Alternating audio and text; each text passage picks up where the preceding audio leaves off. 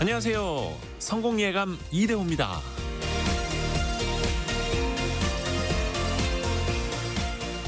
아무리 머리가 좋은 사람이라고 해도 한 번 들은 말을 토시 하나 틀리지 않고 다 기억할 수는 없습니다. 또 아이디어가 떠올랐을 때 메모를 해두지 않으면 잊어버리기 십상이죠. 말은 소리로서 스쳐 지나가고 생각하는 것도 마치 수증기처럼 어느새 증발해 버립니다. 다만 그걸 글로 적어 놓는다면 얘기가 달라지죠.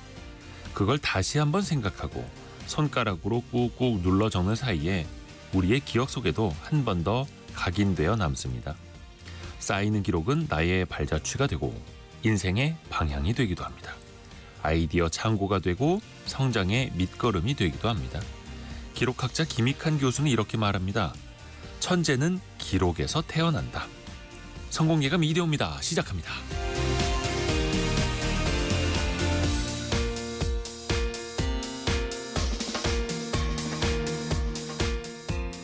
안녕하세요. 이대호입니다. 벌써 금요일이네요. 금요일 또 원탁의 기자들과 활발하게 같이 토론해 볼 시간이시죠. 최근에 상법 개정안 목소리가 굉장히 많이 나오고 있습니다. 더불어민주당이 상법 개정안 당론으로 채택을 하고 이것을 법을 바꾸겠다라고 내놨는데요. 정치권, 기업 또 소액주주들까지 반응이 제각각입니다. 한국 증시의 저평가를 해소하겠다라는 거대 야당을 향해서 재계에서는 긴급 성명까지 내걸면서 또 결사 반대를 외치고 있는데요.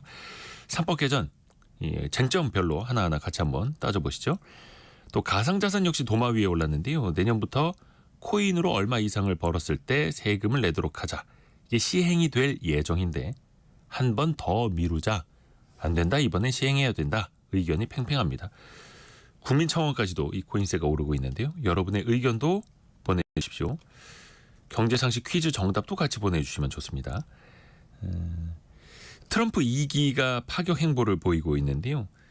특히 정부 효율부 수장으로 낙점된 테슬라의 최고 경영자 일론 머스크가 공무원 수를 줄여야 한다. 근데 이걸 폐지하면 공무원 수를 줄일 수 있다. 이렇게 아이디어를 내놨는데 한번 들어보실까요? 정부가 돈을 너무 많이 쓴다. 그래서 공무원들에게 주 5일 내내 사무실로 출근하도록 하면 많이들 자발적으로 그만둘 거다. 이렇게까지 이야기를 했는데요. 일종의 근무 형태입니다. 네 글자고요. 코로나19를 거치면서 우리 사회에서도 많이 활성화됐었죠. 회사가 아니라 본인의 집이나 주변에서 근무하는 형태를 네 글자로 뭐라고 할까요?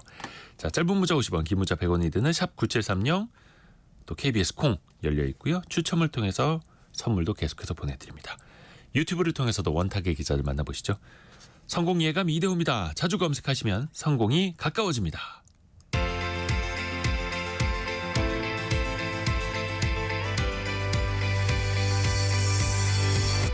KBS 1라디오 성공예감 이대호입니다. 1991님이 자택근무라고. 조금 비슷한데.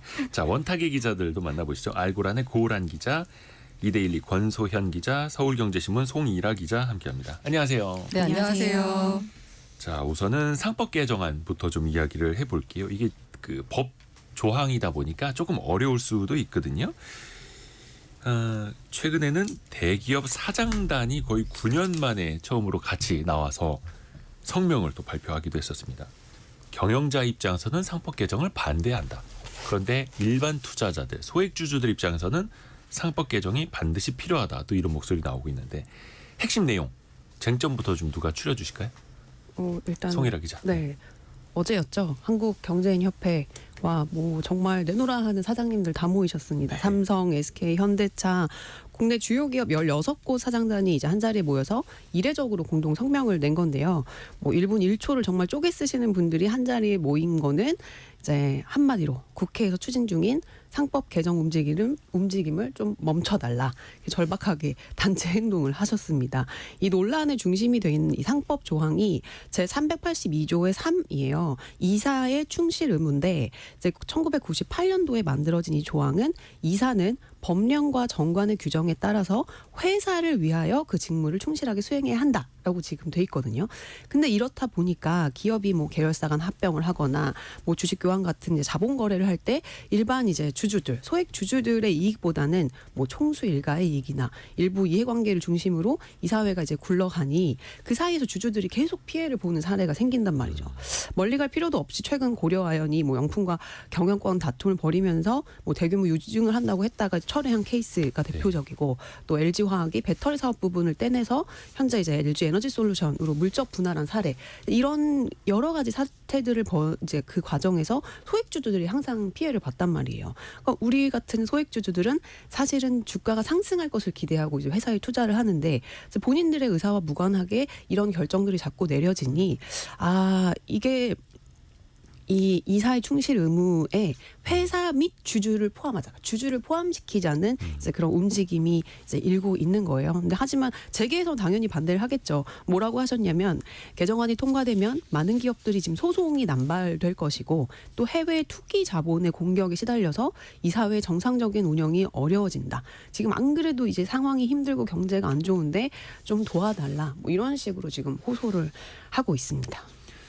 다른 두 분의 생각은 어떠세요? 이게 소액주주 입장이냐 경영인 입장이냐에 따라서도 달라질 수밖에 없을 것 같거든요. 이게 처음 나온 얘기도 아니고 맞아요, 사실 진짜. 21대 국회 때도 이 관련된 법안이 맞아요. 발의가 됐었는데 통과되지 못하고 이제 국회가 종료가 됐잖아요. 근데 정말 이사가 회사를 위해서라는 그거에 충실했다면 이렇게까지는 안 됐을 텐데 오죽하면 그러겠냐라는 생각이 좀 드는 게 뭐 사실 고려아연 얘기도 나왔지만 LG 엔솔도 그렇고 그 앞서가면 뭐 삼성물산과 제일모직 합병 뭐 이럴 때도 삼성물산의 불리하게 합병 비율을 정하는 바람에 소액주주들 피해를 엄청 많이 받고 또 뭐 여러 가지 이런 사례들이 있었는데 이게 결국은 이게 사실 주주들의 구성이 되게 다양하거든요. 지배주주가 있을 수도 있고 뭐 이제 외국인 투자자, 기관 투자자, 뭐 단기, 장기 뭐 여러 주주들이 있을 텐데 주주들의 이해관계가 다 일치할 수는 없어요. 주들이 원하는 바가 일치할 수가 없고 어떤 주주는 단기 이익을 좀 선호를 할 거고 어떤 주주는 또 장기적으로 좀 봐야 된다 이렇게 생각할 수가 있는데 이렇게 상반되는 이런 주주들에 대해서는 그러니까 일률적인 기준을 삼을 수가 없기 때문에 주주의 이익이라는 게 공통적으로 존재할 수는 없거든요. 그렇기 네. 때문에 회사라는 법인격체를 두고 그 회사를 위하여 일해야 된다라고 이제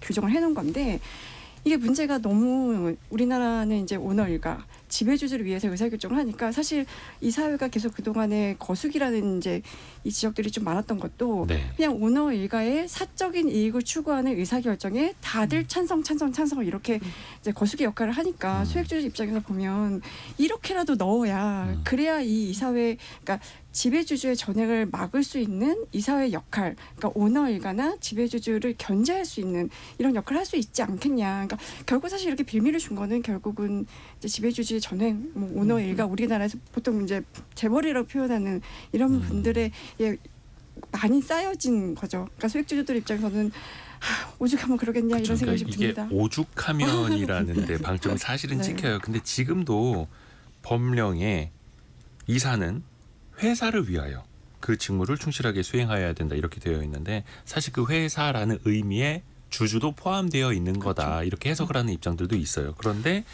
그 회사를 대리해야 하는데 한 전체 지분의 한 2%만 있더라도 혹은 10% 20%만 있더라도 그 회장님이나 대주주만을 위한 의사결정을 또 하다 보니까 오죽하면 법에다가 주주라는 단어까지 명기하자 이렇게 또 나오는 거죠. 고란 기자 생각은 어때요? 사실 이 지금 있는 자꾸만으로 해서도 충분히 뭔가 소액주주 보호가 가능하다라고 하는데요. 이게 뭔가 소액주주에 반하는 결정을 한 이사들이 항상 자신들의 뭔가 방어 논리로 세우는 게 뭐냐면 상법에 회사를 위하여라고 돼 있다. 라고 주장하는 거예요. 주주를 위하여라고 안 돼 있지 않느냐라고 주장하는 건데 상식적으로 생각했을 때 이 회사를 위하여는 회사는 주식회사는 주주들이 만든 거잖아요. 그럼 당연히 회사 안에 소액주주도 들어가야 되는데 그렇게 안 하니까 이 아예 법을 고치겠다라고 한 거고 그리고 제가 좀 정확하게 생각나지는 않는데 판례에서도 지나치게 우리나라 판사들이 자꾸의 매달려가지고 예를 들어서 대주주의 이익을 위해서 의사결정을 한 이사에 대해서 뭔가 배임이나 다른 어떤 다른 책임을 묻겠다라고 소액주주들이 소송을 하면 상법에 회사를 위하여라고 나와 있기 때문에 그 이사에게 책임을 물을 수 없다라는 식으로 했던 판례가 꽤 있었던 걸로 알고 있어요. 경영상 판단이다. 네, 맞습니다. 이렇게. 네. 그래서 이게 약간 저는 가장 좋은 방법은 사실 알아서 이사들이 회사를 위하여 그러니까 여기 회사에는 주주들이 포함된 거고 하는 의사결정을 하면 좋겠는데 그게 안 되면 그 다음으로는 법원에서 그런 이사들의 결정에 대해서 회사라는 그 어떤 이 뭐랄까 이런 추상적인 그 무엇에 주주도 들어가 있다라고 법원이 판결을 해줬으면은 상법을 고칠 일이 없겠죠. 근데 지금 1번도 안 되고 2번도 안 되니까 아예 그냥 법을 고치는 걸로 지금 나가자라고 하는 거거든요. 그래서 이게 어떻게 보면 시대적 요구로 이렇게까지 올라올 수밖에 없었던 건데 뭐 다들 아시다시피 해외 증시들은 다들 이제 잘 나가고 있고 국내 증시는 전쟁 중인 국가보다도 더 못한 성과를 보이고 있기 때문에 더더욱이 소액주주들의 목소리가 또 커지고 있는 측면인데 이게 정치권에서도 여야 간에 좀 생각이 엇갈리나 봅니다. 일단은 더불어민주당은 이번 상법 개정 거기다 이제 주주를 포함하는 내용으로 당론으로 채택을 했죠. 네, 그렇습니다. 민주당은 일단 정부 여당의 뜻대로 금투세를 폐지를 했잖아요. 그러니까 가닥을 거길로 잡았잖아요. 그걸 결정하는 대신에 상법 개정안은 정기국회 내에서 처리하겠다. 약간 이렇게 강하게 지금 밀어붙이고 있는 상황이에요. 그리고 뭐 이사의 충실 의무를 기존의 회사에서 회사 및 주주로 확대하는 그 개정안을 당론으로 발의를 했고요. 하지만 정부 여당의 입장은 좀 다릅니다. 정부는 이 상법 개정 필요성에 일정 부분 공감을 하면서도 이제 아무래도 재계의 입장을 좀 감안을 고려를 해야 되니까 주주의 이익 보호를 위해 노력해야 한다는 내용을 담은 뭐 조금 개정안 아니면은 굳이 상법까지 건드리지 않아도 자본시장법만 조금 이렇게 해도 괜찮지 않을까 이런 조금 스탠스가 약간은 좀 재계 친화적 유화적인 그런 약간 차이가 있습니다. 그렇죠. 그래서 원래 이제 국민의힘이 보수정당 측에서도 좀 재계 이야기를 좀 많이 들어줬던 모습이 있었는데 사실 한동훈 국민의힘 대표 같은 경우에는 법무부 장관 시절에 이야기를 했던 거랑 당 대표가 된 다음에 이야기랑 조금 이제 달라졌거든요. 스탠스가. 정치인이니까. 어떻게 좀 해석을 해야 될까요? 일단 반대한다는 거죠. 그렇죠. 근데 지금 뭐 어쨌든 한동훈 대표 얘기도 사실 맞는 것도 있어요. 뭐 주주가 회사와 동등하면 오히려 혼란을 일으킬 수 있다. 뭐 1대 주주, 3대 주주, 소액 주주 이해관계가 상충되기 때문이다. 뭐 이런 식으로 이제 얘기를 하긴 했었는데 저는 기본적으로는 그 민주당이 주장한 그러니까 소액 주주의 권리 보호에 대한 그 방향이 좀 맞다고 보는데 민주당이 이제 상법 개정안을 당론으로 채택하고 그 세부 사항을 보면 아까 그 뭐 주주 회사 및 주주를 넣어야 된다는 것도 있지만 상장사 사회이사 명칭을 독립이사로 변경하는 내용도 있더라고요. 그러니까 지배주주로부터 좀 독립적인 이사라는 의미로 독립이사로 좀 변경을 하자라는 거고 이 독립이사를 이사총수의 3분의 1 이상 되도록 좀 비율을 정하자. 그러니까 높이자는 거죠.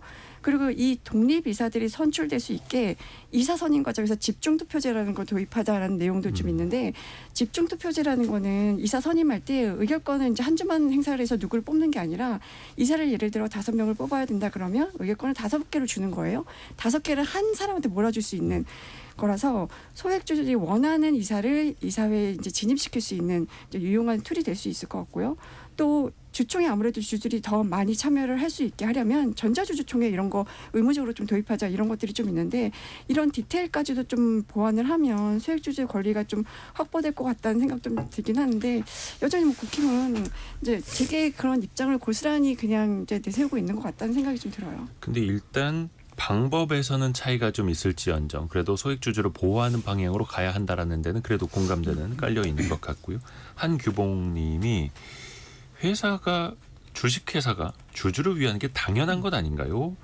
그리고 또 이어서 재벌들이 이렇게 다 달라붙어서 반대하는 거 보니까 꼭 통과됐으면 좋겠습니다. 역설적인 거죠. 이렇게까지 재벌들이 반대한다라는 거는 뭔가 있는 거다 이렇게 보이기도 하고. 근데 이제 이번에도 긴급 성명을 내신 분들이 전문 경영인 분들이죠. 그분들은. 근데 이제 그 전문 경영인 분들이 정말 독립적인 의사 결정을 위해서 그렇게 성명을 발표했을까? 누구를 대리하고 있는 것인가에 대한 아주 또 이제 근본적인 질문도 던질 수밖에 없더라고요. 근데 전문 경영인 분들이 이렇게 나서는 거는 좀 당연한 게 괜히 이렇게 됐다가 법적으로 자기가 책임질 일이 더 많이 늘어나기 때문에 본인 입장에선 당연히 반대할 수밖에 없을 것 같아요. 본인이 그 자리에 있으면. 그러면 또 이제 법적으로 책임질 일을 안 만들면 되는 거고. 그렇죠. 모두가 이렇게 사실 지난 국회에서도 발의가 됐던 내용은 소액 주주를 이제 모든 주주를 비례적으로 보호해야 그쵸. 한다라는 거예요. 그렇죠. 예를 맞아요, 들어서 맞아요. 50% 이상을 가진 과반 주주면 과반 주주답게 그렇지. 뭐 10%밖에 없다면 그냥 10% 주주로 비례적으로 하면 되는 거고 주주총회에서 그게 이제 표결로서 또 갈릴 수가 있는 것 아닙니까? 그렇게 보면은 그게 그냥 주주민주주의 아닌가라는 생각이 들기도 하는데 여러분 그래서 저는 소액 주주 보호가 아니고요. 소액 주주 권리 회복인 것 같아요. 그러니까 그게 뭐 많은 편이에요. 소액 주주라고 해서 꼭 보호할 필요는 없어요. 대주주는 맞아요. 보호하지 않고 소액 주주만 보호한다. 이건 웃기잖아요. 그런데 지금은 아까 말씀하신 비례적이라는 말씀을 해주셨는데 우리나라 그 약간 재벌 구조, 기업 구조에서 소위 말한 총수가 지나치게 적은 지분으로 지나치게 많은 영향력을 행사하기 때문에 이런 문제가 나온 거잖아요. 그래서 비례적으로 사실 이게 민주주의에서는 1인 1표지만 이 주식회사에서는 1원 1표라고 해야 되나요? 어쨌든 많이 갖고 있으면 한 주 한 표 이렇게 되는 거잖아요. 그러니까 어차피 가장 많은 지분을 갖고 있는 사람이 가장 큰 목소리를 낼 수 있는 구조로 만들어주는 게 그렇죠. 합리적이라고 봅니다. 그러니까 그 주주 평등이라고 하는데 그 모든 주주가 이제 평등하긴 합니다만 그게 한 표를 가진 사람과 100표를 가진 사람이 평등하다는 게 아니고 100표를 가진 사람은 100표만큼 그렇죠. 한 표를 가진 사람 한 표만큼 행사하는 게 평등하다라는 것 아닙니까?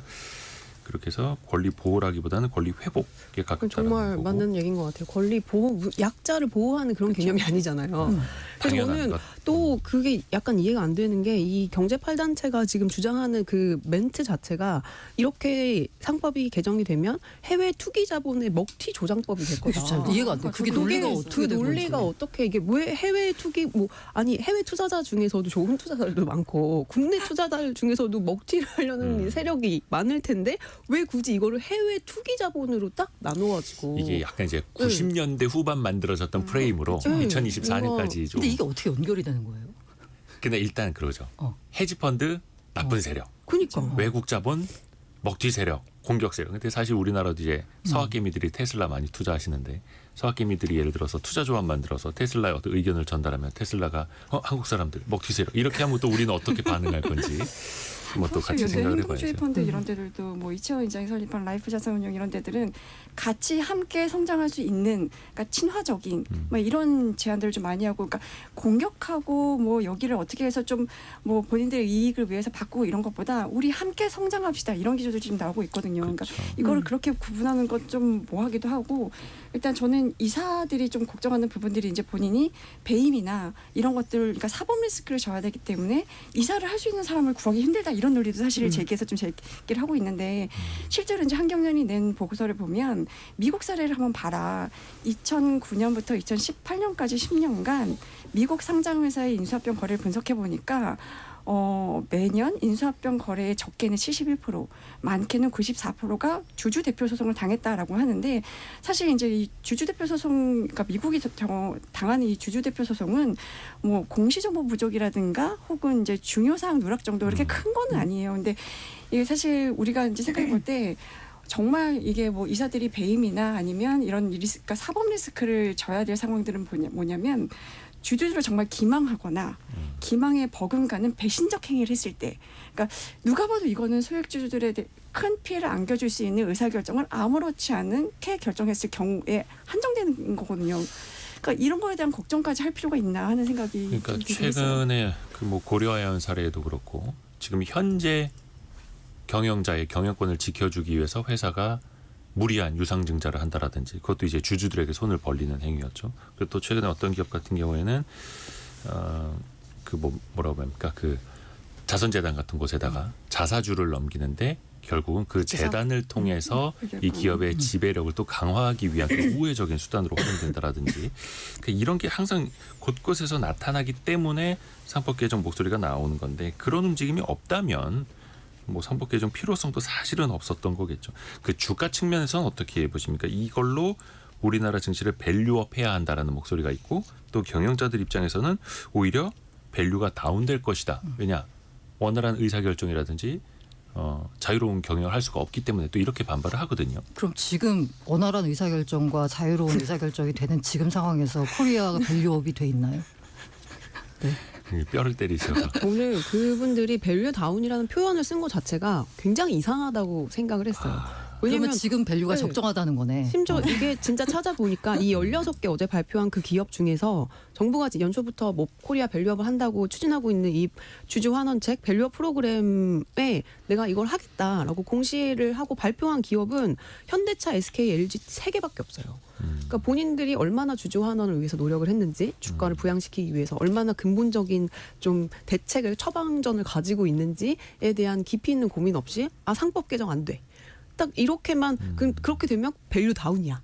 이렇게 얘기를 하는 게 조금 저는 이해가 잘 안 되더라고요. 사실 미국 같은 경우 아까 제가 말씀드렸죠. 주주 대표 소송이 이렇게 많이 일어나고 있는 미국 같은 경우 우리나라 증시에서 훨씬 잘 가고 있습니다. 그런 것만 봐도 이게 사실 밸류에이션을 잡을 요인이라기보다는 그냥 상징적으로 한국의 디스카운트가 좀 해소가 되겠네. 그러니까 우리나라 그러니까 국장 피해서 미장이나 뭐 일장 뭐 중국 증시까지도 가는 서학개미들뿐만 아니라 외국인이 보기에도 외국인도 사실 우리나라 코리아 디스카운트의 가장 큰 요인이 기업 지배구조라고 그랬었잖아요.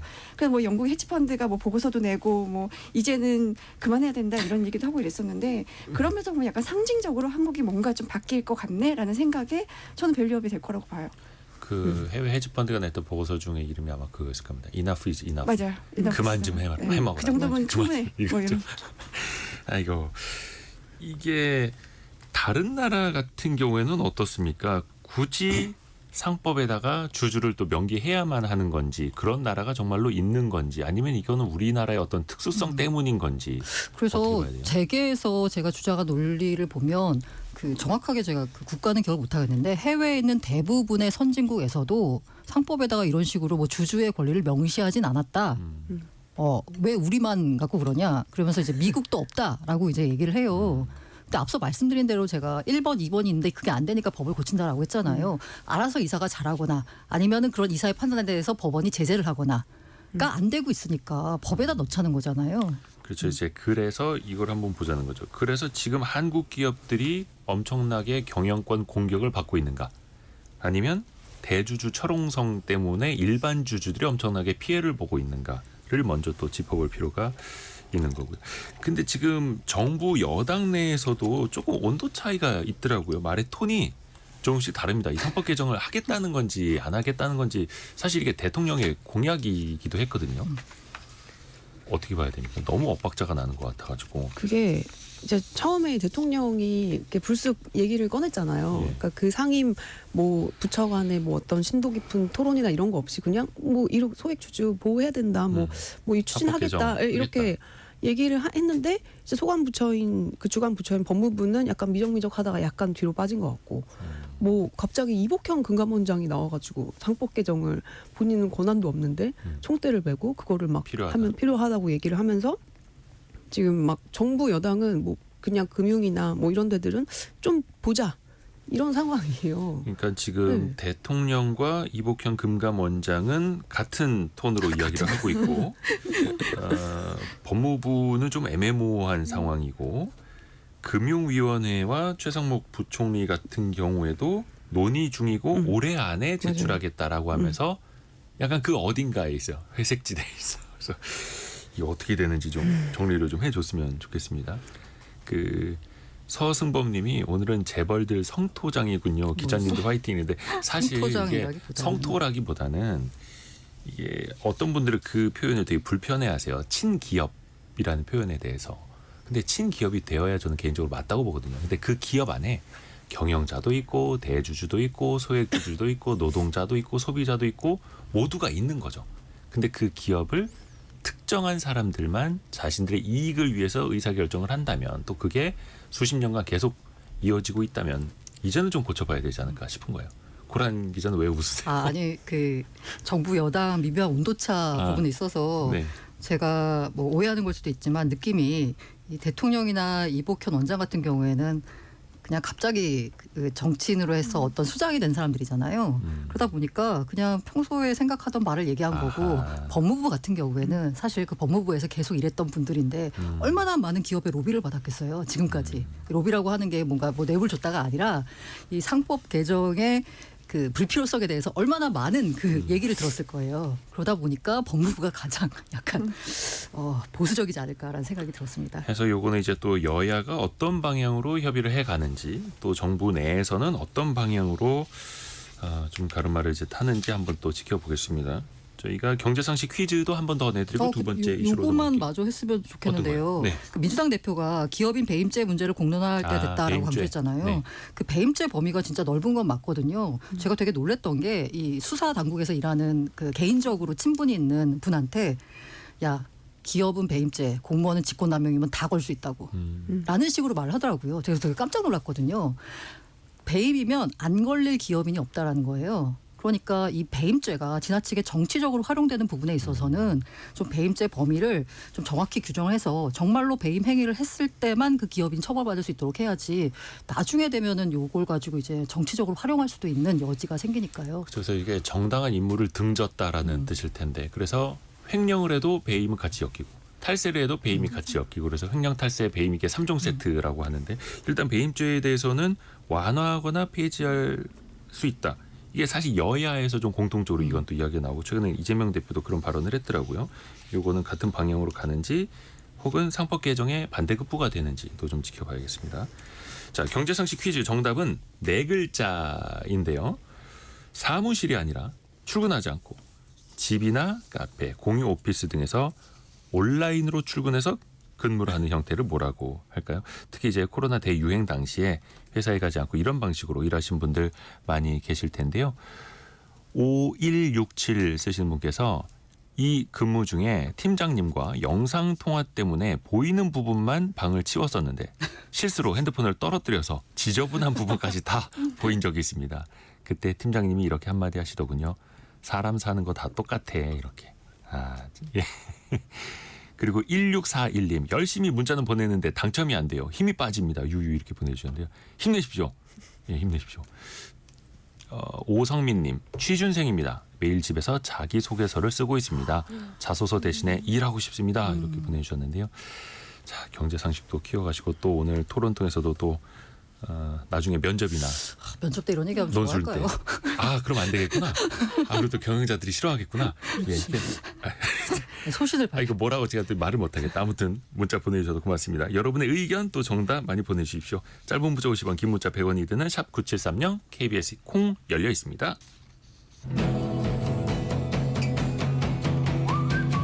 오늘의 움직임에 주목하고 세상의 흐름을 놓치지 않습니다. 여러분의 내일을 응원하며 성공의 열쇠를 함께 찾아갑니다. 성공예감 이대호입니다. 자, 얼마 전에 저희가 그 금융투자소득세 가지고도 토론을 몇 번 했었는데 이번에는 코인 관련 가상자산 소득세입니다. 일단은 뭐 여야 좀 생각이 좀 다른 것 같기는 합니다만 코인으로 돈을 벌어서도 세금 내도록 하자. 이게 예정대로라면 내년에 이제 시행이 되는 겁니다. 근데 우리가 먼저 하나 이거 짚어가죠. 비트코인이 또 사상 최고가고 많은 사람들이 예금 적금 깨고 혹은 마이너스 통장까지 열어서 코인 투자로 몰려가고 있다. 어떻습니까? 이게 주변에서 체감이 되시나요? 사실 솔직히 잘 체감은 안 돼요. 왜냐하면 저는 원래 그 시장을 보던 사람이라서 네. 이 뭔가 이 소위 말한 불장이 오면은 들썩들썩 하거든요.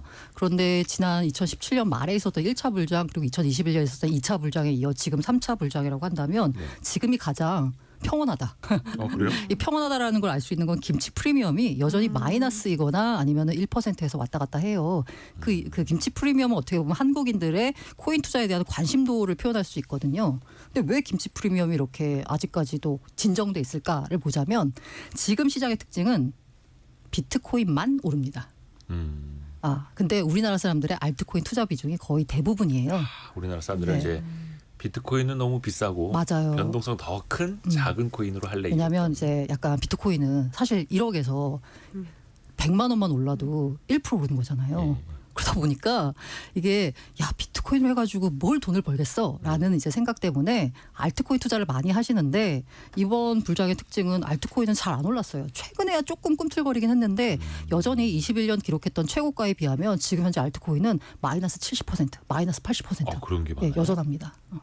근데 보면 이제 시가총액이라고 그것도 표현해야 될지 모르겠는데 상위에 있는 코인들은 그래도 꽤 올랐잖아요. 꽤 올랐는데 이더리움 같은 경우도 최고점 대비해서 한 지금 마이너스 30% 정도 되고요. 솔라나 같은 경우가 거의 최고점 가까이 왔고요. 반해서 비트코인은 지난 2차 불장 때기로 했던 최고점을 거의 한 50% 가까이 이제 웃돌고 있으니까 이게 사실 온도차가 있습니다. 국내에서는. 그래요. 그리고 제가 이런 말을 지금 여기서 하는 게 맞는지 모르겠는데 저한테 야 코인 투자해도 되냐 그래서 조금 제가 질문하고 싶었어요. 그래서 지금이라도 투자해도 야, 되나요? 그 비트코인만 갑자기 투자 그냥 상담? 비트코인만 적립식으로 해라고 얘기를 하면 나중에 이제 야 했어라고 이제 물어보면 꼭 비트코인은 안 사세요. 그리고 이상한 뭐 하여간 그 다른 걸 사세요. 잡코인이라고 하는. 뭐 이상하진 않지만 아무튼 그 다른 걸 사세요. 근데 이제 나중에 보면 사실 그 약간 이른바 그 잡코인이라고 하는 게 사실 성과가 그렇게 좋지 않거든요. 그래서 이제 많은 경우에 비트코인에 투자했다가 뭐 80% 손실 났어요 막 이러는데 그 지금 현재 차트를 보시면 사실 80% 손실이 날 수가 없어요. 비트코인만 투자해서는. 그러니까 지금 이제 모든 분들이 말씀하시는 게 코인 이꼴 비트코인이에요. 네. 그러다 보니까 그 뉴스에 부분 나오는 시세는 네, 조심하셔야 될 것 같아요. 그러네요. 최근에 60대들이 이 코인 시장에 많이 들어왔다는 뉴스를 보고 그분들은 어쨌든 노후 자금일 텐데 예. 이렇게 변동성이 높은 자산에 그 상당 부분 투자하는 게 맞나는 약간 걱정이 좀 들긴 하더라고요. 사실 제 주변에 이제 매우 가까운 이제 친지분 중에 한 분이 이제 연세가 있으신데 금을 팔아서 비트코인에 넣는 거 괜찮니? 이렇게 저한테 되게 물어보시더라고요. 네네네. 그래서 와 이런 이제 연배 분들조차도 이제는 이게 정말 포모가 엄청나구나 그런 생각이 저는 들긴 했어요. 근데 오히려 원칙적으로는 연세가 있으실수록 더 안전한 자산으로 투자를 하셔야 된다라는 거고요. 요거 이슈도 하나 또 짚어볼게요. 이게 우리가 코인, 사실 이제 블록체인 기술을 기반으로 하고 뭐 해킹도 되지 않는다라고 하고 중앙에서 누가 관리하지도 않으니까 뭐 데이터 관리도 어떻게 보면 더 용이하다 이렇게 했었는데 최근에 보니까 5년 전 거였죠. 2019년에 업비트에서 580억 원어치 이더리움이 해킹당한 사건. 이 배후에 북한이 있었다라고 하더라고요. 그러게요. 근데 이게 블록체인인데 왜 안전하지 않은 거예요? 이게 제가 이런 비유를 드는데요. 그 지금 이대호 네. 기자 지갑에 10,000원이 있어요. 네네네. 그런데 제가 슬쩍 해가지고 이대호 기자 지갑을 훔쳤어요. 네. 그럼 이대호 기자는 10,000원을 잃어버린 거죠. 그렇죠. 하지만 제가 지갑을 훔쳤잖아요. 근데 그 지갑 안에 있는 10,000원짜리는 이대호 기자가 갖고 있을 때와 제가 갖고 있을 때가 정확하게 똑같습니다. 복제가 되지 않아요. 그러니까 블록체인 해킹되지 않는다라고 했을 때 비트코인 자체가 뭔가 해킹이 안 되고 불변하다는 거지 그 비트코인의 주인은 해킹을 통해 가지고 누구든지 바뀔 수 있습니다. 지갑을 해킹해 가지고. 그러니까 위조 지폐를 만들거나 그건 안 지폐에 되죠. 있는 일련 번호를 어떻게 그게 바꾸거나 이거는 안 되지만 그냥 지갑으로 훔쳐가면 된다. 됩니다. 네. 그러네요. 자, 그러면은 이 세법 얘기로 갈게요. 정치권이 사실 이제 금투세로 1라운드를 치렀고 지금 2라운드 상법 개정으로 또 충돌을 하고 있고 3라운드가 일종의 이제 코인세인데 코인으로 가상자산으로 투자해서 돈을 벌었으면 그 양도 차익에 대해서도 세금을 내도록 하자. 이제 기존에는 250만 원까지만 비과세. 그 이상은 21% 과세 이거잖아요. 논리는 어떻게 되는 겁니까? 이거를 그대로 시행해야 된다. 혹은 좀 유예하거나 완화해야 된다. 일단 정부 여당은 이게 2020년도 세법 개정을 통해서 처음으로 이 가상자산 과세가 도입이 됐는데 이제 그 처음에 도입된 내용은 말씀하셨던 것처럼 발생하는 이 가상자산 양도 또는 대여해서 발생하는 소득에 대해서 250만 원 기본 공제를 한 후에 20% 세율로 분리과세를 하자는 거였어요. 근데 이게 이제 2022년도에 원래 시행을 하기로 했는데 과세 인프라가 아직 구축하는 게 가 좀 부족하다. 투자자 보호 체계가 아직 조금 미흡하다. 뭐 이런 유의 이 논리로 이제 두 차례 유예가 돼서 내년 1월 1일 지금 시행이 될 예정인데요. 이거를 정부 여당이 또다시 2년을 더 유예를 하자는 거예요. 그래서 한동훈 대표가 뭐라고 했냐면 소득이 있는 곳에 과세가 있어야 된다는 거는 오케이 맞다. 하지만 그 과세는 공정하고 준비된 상태에서 이루어져야 된다. 근데 지금 800만 명이 넘는 투자자 대다수가 청년인데 우리 이들이 이제 자산 형성의 사다리로 활용하고 있는 이 코인 가상 자산을 우리가 준비도 안 된 상태에서 과세를 했을 때 혼란이 너무 크지 않겠냐. 그래서 조금 더 시간을 갖자는 게 정부 여당의 좀 입장인데 사실 저는 그렇게 크게 설득력이 있지는 않더라고요. 그러니까 근데 이게 참 금투세가 또 폐지가 됐기 때문에 물론 아직 그 법이 통과된 건 아닙니다만 여야가 합의를 봤기 때문에 폐지한다고. 그래서 그럼 가상자산도 똑같이 폐지하거나 유예해야 되는 것 아니 이런 목소리가 나오는 것 같아요. 원칙적으로는 여기에 과세를 하는 게 맞을까요? 아니면 어떻게 봐야 될까요? 사실 소득이 있는 곳에 세금이 있는 거는 맞고, 그리고 지금 이게 논의가 되기 시작한 게 2020년에 이제 과세 근거가 마련이 됐으니까 한 5년 정도 지나서 이제 시행이 될 예정인데 또 연기가 되는 거잖아요. 5년 정도면 그동안에 뭐 인프라를 만들어야 된다, 뭐 과세 체계를 갖춰야 된다 이렇게 하기에는 시간은 제가 보기엔 충분했던 것 같은데 지금 일단 정부가 얘기를 하는 거는 국가 간 해외 가상자산 정보를 교환하는 그 다자간 가상자산 자동 정보 교환, 네. 뭐 이게 이제 2027년에 시행이 되는데 이 시기에 맞추자는 게 정부의 설명이에요. 그러니까 사실 지금 우리나라 투자자들이 대부분 이제 국내 가상자산 거래소는 업비트와 빗썸 두 개가 이제 양분하고 있잖아요. 여기서만 거래를 하는 게 아니거든요. 여기서만 거래를 하면 여기서 그냥 그 과세의 기초가 되는 정보를 받으면 되는데 대부분의 코인 거래하는 분들이 해외 거래소를 같이 이용하는 걸로 알고 있어요. 왜냐하면 거기에 수수료가 좀 낮은 부분이 있기 때문에. 그럼 이 해외 거래소에서 거래한 부분은 어떻게 데이터를 확보할 것이냐 이런 거에 대한 아직은 이제 뭐 갖춰져 있는 게 없기 때문에 그러면 이제 국가 간 이렇게 정보를 교환할 수 있는 그 제도가 시행이 되면 그 시기에 맞추자는 게 정부의 이제 설명이고 그 부분에 대해서는 저는 어느 정도 이제 이해가 가는데 지금 그러니까 여당 측에서 이제 설명하는 것은 너무 정치적인 논리, 그러니까 정부의 설명과 달리 여당에서 설명하는 거는 뭐 한동훈 대표의 멘트도 그렇잖아요. 정부와 싸우자는 게 아니라 이건 800만 투자자들 그리고 청년과 싸우겠다라는 건 결국은 이제 포퓰리즘으로 이제 읽혀질 수 있어서 사실 이 과세를 준비하고 이제 로드맵에 맞춰서 하는 거는 사실 이 포퓰리즘에서는 조금 벗어나서 이제 이 로드맵을 갖고 이제 지켜서 시행을 해야 되는데 너무 지금 정치권의 이슈가 된 게 아닌가 하는 생각이 들어서 좀 그 부분이 아쉬워요. 이게 일단은 민주당 내에서는 이재명 대표도 그 기본공제를 5천만 원까지 상향하는 방안 이렇게 되면 이재명 대표는 아니고 이제 민주당 쪽에서 나온 얘기죠. 민주당 내에서 그 이렇게 되면 실질적으로 코인 투자로 세금을 낼 사람들은 굉장히 적어지는 거의 없어요. 거죠. 저는 개인적으로 저도 이제 투자를 하고 있고요. 그리고 일단 첫 번째로 민주당이 250만 원을 5천만 원으로 올리고 시행하자라고 하는 거는 공제액을 약간 자꾸 뗐으니까 이거 먹고 떨어져 약간 이런 느낌이거든요. 왜냐하면 5천만 원이라는 논리가 어디서 나왔냐면 금투세를 시행을 할 때 공제한도를 5천만 원으로 해준다 거기서 나온 거거든요.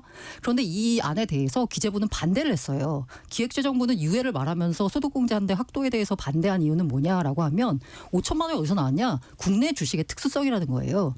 국내 주식시장은 국내 기업의 자본 조달을 할 수 있는 그 장이잖아요. 그렇죠. 그런데 해외 주식의 경우에는 사실 해외 주식은 뭐 거기 해외 주식 투자한다 그래서 뭐 우리 기업이 뭐 이렇게 이득을 얻을 게 없잖아요. 이 때문에 해외 주식은 250만 원이고 국내 주식은 이제 5천만 원으로 했던 건데 갑자기 이제 5천만 원을 올리자라고 하니까 그 논리가 그래서 그 주식과의 형평성이다라고 했는데 기재부 입장 그거예요. 저도 그렇게 생각하고 그건 이상하다. 해외 주식하고 오히려 맞춰야지라는 거예요. 그래서 저는 오히려 올리는 건 맞지 않다라고 보고 있고요. 말씀하신 대로 오히려 한도를 높이면 진짜 거의 돈 낼 사람 없습니다. 5천만 원을 벌려면요. 100% 수익을 내도 투자 금액이 5천만 원이어야 되는 거예요. 그런데 업비트 기준으로 봤을 때 물론 다른 곳을 이용해서일 수도 있겠지만 투자액이 5천만 원 이상인 사람 별로 안 됩니다. 몇 퍼센트 안 돼요. 부동산에 투자한 5천만 원, 주식에 투자한 5천만 원과는 차원이 다른 거죠. 코인에 5천만 원 이상을 그렇죠. 투자한다면 그건 또 여기서 차원이 이제 수익이 5천만 원이니까 제가 가정한 건 아주 잘해서 100% 수익이 났을 때라고 가정하면 투자금이 5천만 원이라는 얘기잖아요. 그러니까 이거는 소득 사실상 유야무야 되는 거다. 한도 확대는 말이 안 되고 저는 들고 싶은 부분이 저도 소득 있는 곳에 세금이 있다. 그리고 금융투자 소득세는 아니지만 어쨌든 주식 양도 차익에 대해서도 어떤 식으로든 이제 세금을 매는 방향으로 바뀌어야 될 것 같아요. 그 우리 주식 자본시장이 발달할 때 과세 체계가 미흡했기 때문에 그냥 편한 거래세를 했던 거지. 사실 미국 같은 경우에는 다 이제 양도소득세를 받고 있잖아요. 다시 다른 해외를 보면 소득 있는 곳에 세금 있다는 전제도 맞고. 다만 코인의 경우에는 문제가 뭐냐면 이게 글로벌 국경이 없다라는 문제가 있습니다. 아까 해외 가상자산 거래소에 대한 협약이 27년에 마련된다라고 했는데 예를 들어서 과세자료 제출하라고 하면 업비트나 뭐 비썸 같은 곳은 그냥 국세청에 내면 돼요. 근데 국세청이 바이낸스에 가서 과세자료 주세요 그러면은 무슨 소리 하고 있지? 라는 거죠. 그러니까 실질적으로 세금을 걷기가 맞아요. 어렵다. 해외로 그래서 빠져나가면. 이 해외에 있는 자산의 소명을 개인이 해야 되거든요. 그 입증도 개인이 해야 돼요. 그런데 제가 바이낸스에서 거래를 해가지고 예를 들어서 뭐 1억을 벌었어요. 근데 그 거래를 입증을 했는데 국세청에서 야 이건 입증 안 되는데? 혹은 제가 거래 내역이 어떻게 부족하거나 캡처를 잘 못 떠가지고 입증을 못했어요. 그러면 지금 민주당 안은 1억 원의 취득가액을 그냥 매도가액 1억 원에서 취득가액은 50%로 하자. 그냥 50%인 걸로 치자. 근데 저 개인적으로 아닌데 나는 이거 8천만 원에 샀는데? 라는 거잖아요. 그러니까 이렇게 약간 억울하게 세금 낼 수 있는 너무 부정확한 상황이 상태에서 벌어져요. 시행을 해야 되느냐 이럴 또. 그리고 제가 약간 전문적으로 나가자고 하면 이게 세세한 여기에 대해서는 세금을 얼마나 물릴 건데 이 부분에 대해서 답을 못 해요. 이런 어떻게 보면은 국세청이나 정부에 문제가 있는 건데 미룰 동안 이걸 시스템을 갖췄어야 되는데 그간 뭐 하고 있었나라는 생각이 들기도 하고 그 정부도 좀 약간 안이하게 대처했던 게 가상자산 관련된 그 세수 시스템을 인프라를 확보하는데 국세청에 배정된 예산이 올해가 한 3억 원 조금 넘게 됐고요. 내년에는 심지어 1억 5천만 원이나 깎였어. 절반으로. 그걸로 시스템을 준비할 수 있나요? 그러니까요. 그래서 이번에 미루고 진짜 이번에 미뤘을 때는 인프라 구축을 해야죠. 근데 이제 그 고란 작가님이런데, 그 김학연님도 글을 올려주셨는데 고란 기자님 같은 경우 원체 또 이제 코인 쪽을 이제 좋아하고 투자도 많이 해서 오히려 이쪽 과세는 좀 밀어야 된다라고 할 줄 알았는데 의외네요. 과세를 해야 된다라는. 해야죠. 근데 인프라가 없어서 약간 억울하게 세금 내는 사람이 생길 수 있다는 거죠. 해외 같은 경우는 어떻습니까? 가상자산에 과세한 나라가 좀 있나요? 대부분 과세하고 있습니다. 그래서 우리나라도 그 흐름에는 가야 되는데 현실적으로는 어렵죠. 해외 거래소를 이용하든지라고 하면은 빠져나갈 구멍은 현재도 많은 맞습니다. 거예요. 그리고 해외 같은 경우에는 우리는 주식을 지금 거래세만 내고 있잖아요. 근데 해외는 이미 주식에 대해서도 양도 차익에 대해서 세금을 내고 있기 때문에 이 코인 매매 차익에 대해서 세금을 내는 것에 대해서 별 약간 저항감이나 거부감이나 뭐 이런 게 없어요. 그래요. 요 문제는 이것도 사실 연내에 같이 세법 개정안 처리할 때 처리가 돼야만 하는 건데 안 그러면은 현행대로 가면은 과세가 또 시행이 되는 거고 이것도 거의 한 달여 남은 기간 내에 계속해서 우리가 또 지켜봐야 되겠습니다. 서울경제신문 송일아 기자, 이데일리 권소연 기자, 알고란 고란 기자 함께했습니다. 고맙습니다. 네, 감사합니다.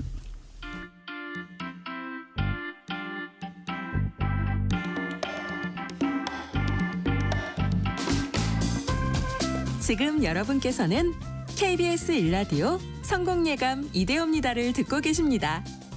프로그램에 참여하신 청취자 여러분께는 추첨을 통해 아름다운 식탁 창조 주비푸드에서 뿌리 담은 리얼 생 와사비를, 쉽고 빠른 판촉물 제작 시너지 기프트에서 무드 등 미니 가습기를, 그리고 성공예감에서 준비한 커피 쿠폰을 보내드립니다. 당첨자는 성공예감 이대호입니다 홈페이지에서 확인하세요. 태권도 한 번쯤 해보신 분들 정말 많으실 겁니다. 혹은 가족 중에 태권도 학원 다니는 사람이 있을 수도 있겠고요. 요즘에는 대표적인 보육시설로 자리 잡았다고 합니다. 이 태권도장, 태권도 학원이요. 뭐 기본적인 교육, 통원, 또 학교 이후에 돌봄 공백까지도 여기서 메워주면서 학부모들한테 단비 같은 존재가 되고 있다고 하는데요. 그런데 또 한편으로는 진짜 태권도 정신이 사라지고 있다 이런 이야기도 나옵니다. 오늘 체얼리즘 시간에 머니투데이 남형도 기자와 함께 태권도장 혹은 태권도 학원의 현주소 들여다보시죠. 안녕하세요. 안녕하세요. 남 기자님도 태권도 좀 하셨어요? 한 8한디까지 한 것 같습니다. 하다 말았네. 네. 근데 진짜 저희 때도 그랬고 어릴 적에는 다들 제 태권도 학원 한두 번씩은 다녔는데 네. 유독 태권도는 어릴 때 많이 배운다라는 인식이 있어요. 맞을까요? 어깨에 따르면 전체 태권도 수련생 중에 성인 비율이 1% 남짓이라고 합니다. 성인이 1%밖에 안 돼요. 대부분 10살 전후 아이들이 대다수인데 네. 이 사범들이 유치원, 초등학교 학교 시간에 맞춰서 아이들을 차에 태워가지고 도장까지 데려가고 보호자 퇴근 시간에 맞춰서 저녁까지 관리해주고요. 그러니까 어떻게 홍보하냐면 뭐 각종 체육 활동, 영어, 뭐 예의 범죄 교육, 줄넘기, 피구까지도 한다고 홍보를 하고 있어요. 보육의 기능에다가 뭐 영어 교육까지도요? 네, 그런 이야기도 나오고 있습니다. 그러니까 네. 그냥 학교 끝난 다음에 부모님 입장에서는 애가 태권도 학원 간다 그러면 이제 일단은 마음이 그렇죠. 그래서 보육의 공간이 된다. 네. 근데 이제 그러다 보면 특히 이제 성인들도 어디 가서 운동을 하고 싶고 운동을 배우고 싶은데 뭐 검도, 유도, 복싱 이런 데는 이제 성인들이 갈 수 있죠. 네. 태권도 학원 가면 이제 애들하고 같이 있어야 될 것 같아 성인들이 가서 배우기가 조금 꺼려질 것 같거든요. 그렇습니다. 실제로 그럴까요? 이게 어린이들이 배운다는 인식이 굳어지면서 좀 생활 스포츠로서 성인이 배울 공간은 좀 자연스럽게 소멸하는 분위기고요. 그러니까 유능한 유소년 선수를 좀 발굴 육성하는 것도 좀 여의치 않은 실정인데요. 네. 성인이 되어서까지 하는 사람들은 보면은 뭐 올림픽 선수가 되기 위해서 이제 엘리트 체육에 매진을 하거나 그러다 뭐 이제 태권도장에서 가르치는 사범들이 대다수인 실정이 됐습니다.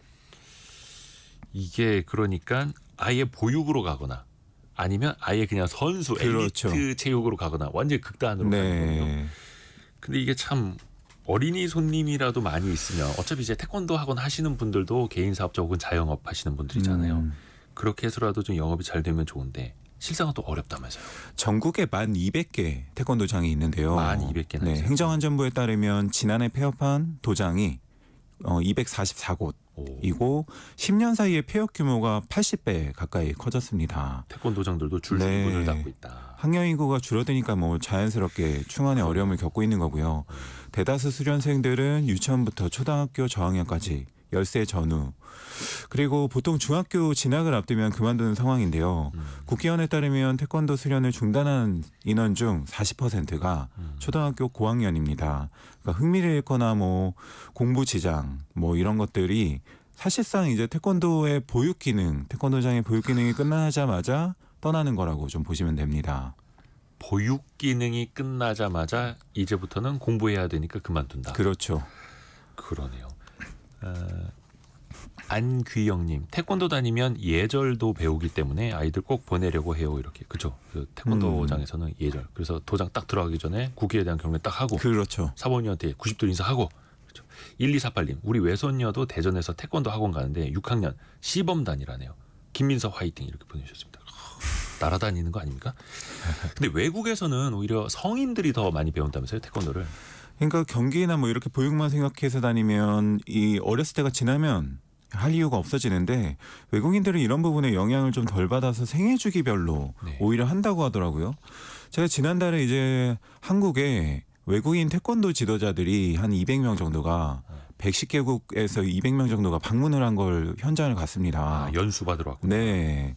그러니까 태권도의 나라에서 네. 한번 직접 배우고 싶다 이런 의미가 남다르다고 해서 엄청 열정적인 모습이었거든요. 네. 뭐 근데 인상적이었던 거는 직업이 다 있어요. 뭐 의사, 장관, 교수. 이 각 나라에서 각자 사회 영향력을 끼치면서 태권도를 계속 병행해서 수련하고 있었는데 한 분은 만 79세이고 콜롬비아에서 온 분이었는데 이거 되게 열심히 하시는 걸 보고 네. 아 이분들에게는 태권도가 삶에서 지속적으로 운동을 넘어선 좀 무언가이구나라는 생각이 좀 들었습니다. 거의 80세에 되어서까지도 네, 그냥 생활 속에서 꾸준히 자기를 단련하는 운동인 그렇죠. 거는. 네. 특히 외국인 눈에 보이는 이 태권도만의 매력은 뭐가 있을까요? 이 미국에서 온 소녀가 있었는데 네. 7살 때부터 11년 넘게 계속하고 있고 네. 평생 하겠다 이렇게 이야기하는 친구가 있었는데요. 우연히 도장에 왔다 알게 됐는데 완전히 매료가 됐다고 합니다.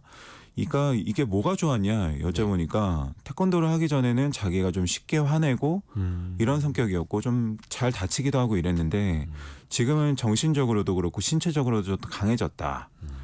특히 좀 자신감이 생기고 뭔가 도전하는 삶을 추구한다고 해서 보니까 이 도장에서는 10가지 도운을 뭐 정해놓고 계속 외우게 하고 가르치고 있더라고요. 네.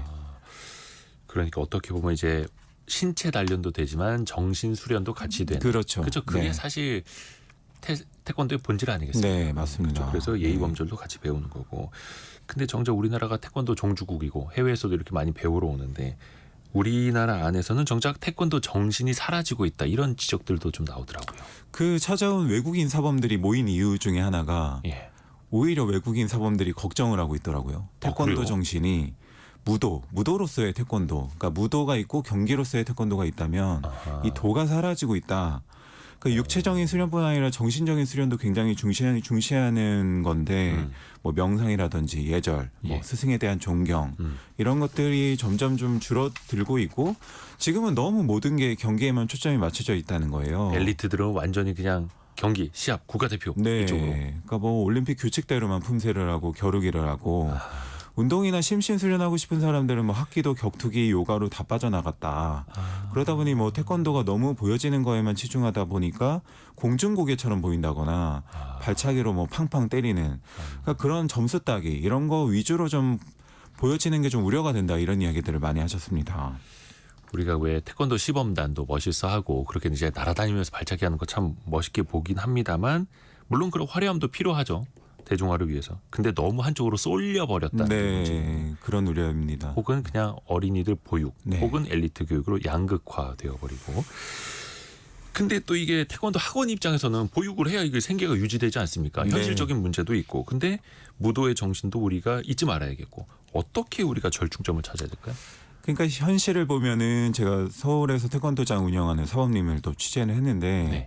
초기에는 이제 자신이 어렸을 때부터 배운 대로 도운도 정하고 뭐 외우게 하고 딱 도복을 입게 하고 맨발로 하게 하고 이렇게 한 걸 지키게 했대요. 그랬더니 아이들과 부모들이 좀 너무 다 빡빡하다고 좀 좋아하지 않았다고 하더라고요. 네. 아, 우리의 저기 외울 거 많은데 굳이 이것까지 외워야 돼 막 이렇게. 네. 그러다 도장을 중간에 그만두면 또 내가 그것 때문에 그런가 막 고민하게 됐다고 합니다. 그러니까 타협하다 보니까 또 복장이 다시 자유로워지고 내가 잘하고 있는 건가 자괴감이 드신다고 해요. 그러니까 시대에 맞게 좀 진화하는 건 필요할 텐데 뭐 건강을 지키기 위한 뭐 실버 태권도를 좀 활성화한다거나 경호로서의 좀 실용성을 강조하는 등 약간 이런 대안이 좀 필요한 시점이 아닌가 이런 부분에 대한 연구와 고민이 좀 필요하다고 봅니다. 어떻게 보면 이제 수련생이 아니라 어린이 고객님일 수도 있는 거고. 그리고 또 경호나 실질적으로 신체 단련을 할 수 있는 또 어른들도 찾아올 수 있는 그런 네. 태권도장. 다시 한번 또 우리가 깊이 생각해 볼 수 있는 좋은 계기였습니다. 머니투데이 남형도 기자였습니다. 고맙습니다. 감사합니다. 저희가 2부에서는요. 최근에 많이 주목받고 있는 조선 산업에 대해서 들여다봅니다. 트럼프 당선인 당선 이후에 또 조선주가 많이 오르기도 했었는데 정말 대한민국 조선소가 미국의 군함까지 만들 수 있을 것인가 재미있게 들어보시죠. 잠시 뉴스 들으시고요. 10시 5분에 금방 다시 뵙겠습니다.